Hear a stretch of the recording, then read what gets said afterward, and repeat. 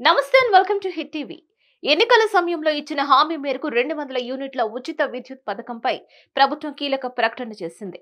ఇప్పటికే ఆర్టీసీలో ఉచిత ప్రయాణం, ఆరోగ్యశ్రీ పరిమితి పెంచిన ప్రభుత్వం మార్చి నుంచి మరో 2 హామీల అమలుకు కసరత్తు చేస్తోంది.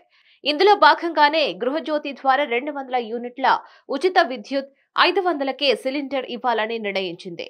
ఈ మేరకు లబ్ధిదారుల వివరాలను సేకరిస్తోంది. ఇక గృహజ్యోతి పథకంపై తాజా అప్డేట్ ప్రకటించింది.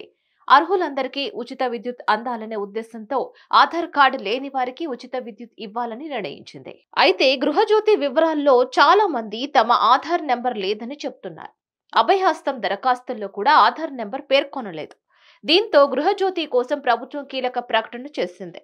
ఇందులో ఆధార్ లేని వారు త్వరగా ఆధార్కు దరఖాస్తు చేసుకొని దానికి సంబంధించిన వివరాలు అందించాలని సూచించింది. ఆ వివరాలను విద్యుత్ మీటర్లో లింకు చేస్తారని పేర్కొంది. ఆధార్ ఉన్నట్లు రుజువు చూపితే సరిపోదని తెలిపింది. ఇక ఆధార్ రాని వారు bank, post office passbook, driving licence, voter card, ration card, Kisan passbook ఇచ్చి పేర్లు నమోదు చేయించుకోవాలని సూచించింది. ఆ వివరాలతో విద్యుత్ మీటర్ లింక్ చేసుకున్న వారికి మాత్రమే 200 యూనిట్ల ఉచిత విద్యుత్ అందుతోందని స్పష్టం చేసింది.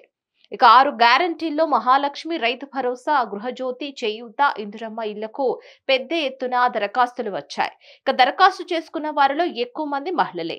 ఈ నెల లేదా వచ్చే నెల నుంచి ఉచిత విద్యుత్ పథకం అమలు చేయాలని ప్రభుత్వం భావిస్తోంది. ఇందులో భాగంగానే మీటర్ నెంబర్తో ఆధార్ నెంబర్ అనుసంధానం ప్రక్రియ కొనసాగుతోంది.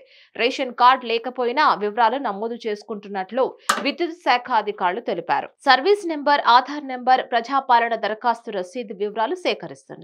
దీనిపై మరిన్ని అప్డేట్స్ కోసం చూస్తూనే ఉండండి హిట్ టీవీ.